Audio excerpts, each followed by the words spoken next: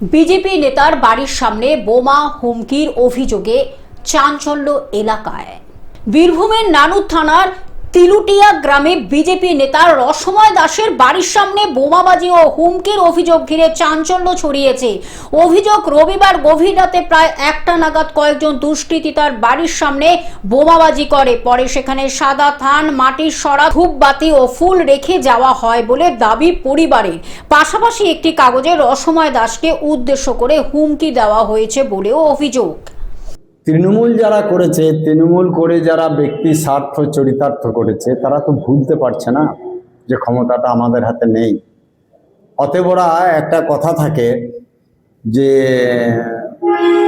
ক্ষমতায় না পেরে ভাতে মারো। ওই জন্য ভাতে মারার ওরা কর্মী কার্যকর্তা দিকে পেরে উঠছে না। অতএব আতঙ্কের পরিবেশ তৈরি করো, ভীতি সঞ্চার করো, একটা সন্ত্রাস যুক্ত একটা এলাকা হবে এরকম একটা বাতাবরণ তৈরি করো। এই পলিসি নিয়ে তৃণমূলের কিছু লোক এখনো চলছে।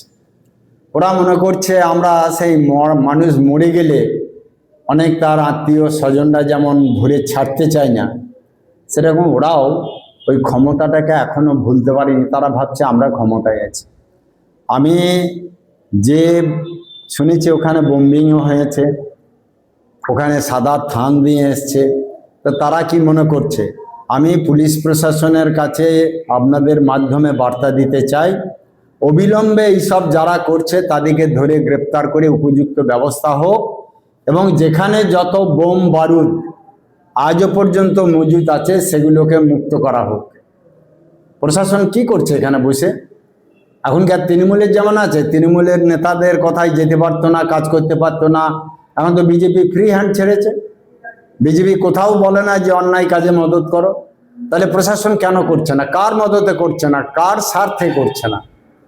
অতএব আপনাদের মাধ্যমে আমি প্রশাসনকে বার্তা দিতে চাই যে অবিলম্বে যেখানে যেখানে বোম বারুদ পিস্তল অবৈধ অস্ত্রশস্ত্র রেখেছে সেগুলোকে মুক্ত করা হোক, সেগুলোকে বের করা হোক, এবং যারা এই কাজের সঙ্গে যুক্ত তাদেরকে ধরে গ্রেপ্তার করা হোক এবং উপযুক্ত শাস্তি দেওয়া হোক।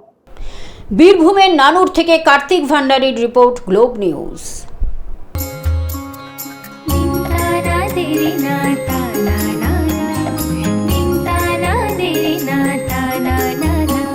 পাশে সবার প্রিয় গ্লোব টিভি, সাথে সবার প্রিয় গ্লোব টিভি।